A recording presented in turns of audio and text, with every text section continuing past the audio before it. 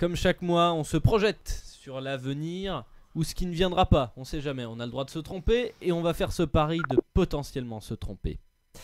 Il est à la tête d'un empire depuis 2011, d'un empire gigantesque, puisque jamais aucune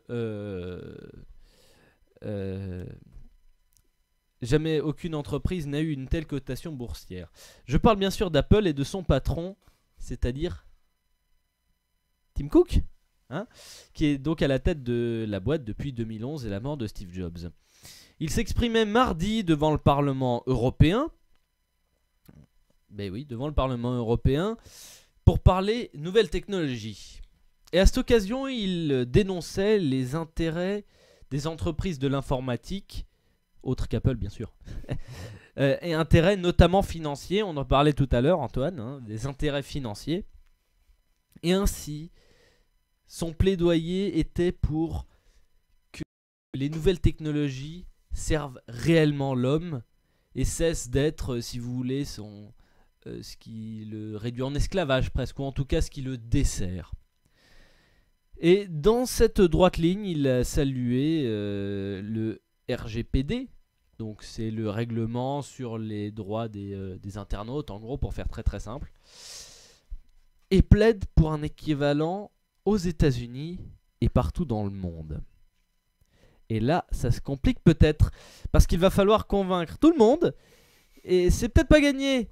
Il va falloir convaincre tout le monde d'être d'accord. Et voilà, c'est surtout peut-être pas gagné aux États-Unis, où je vous rappelle que la liberté d'expression, parce que c'est à ça que certains craignent qu'on ne touche, c'est pour un certain nombre de personnes là-bas sacré, et c'est surtout écrit dans la Constitution.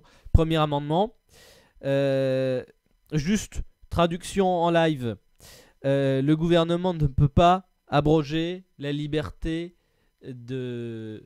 Comment est-ce qu'on dirait freedom of speech en français, liberté d'expression, merci. Mais bon, après c'est... Liberté de parler, quoi. C'est le problème d'ailleurs linguistique.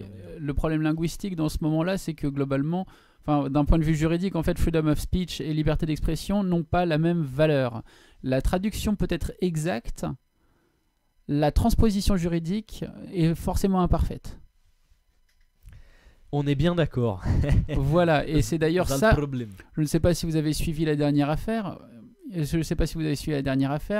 Ou même finalement toutes les affaires finalement de lutte contre le racisme sur Internet et les sites d'extrême droite.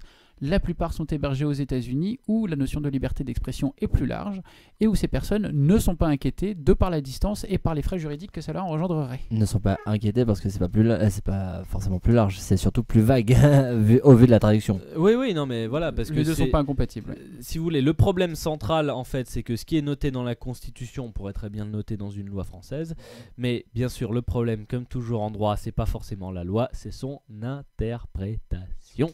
Bref, c'est ce qu'on appelle la jurisprudence. Merci. Jurisprudence qui est bien plus large aux États-Unis qu'en France, parce que on part du principe que un discours trop extrême va de lui-même se discréditer, mais ça ne marche pas à chaque fois, mais il y a eu Donald Trump, etc., etc. Bref, tout ça fait que le débat ne fait que commencer, donc on en reparlera.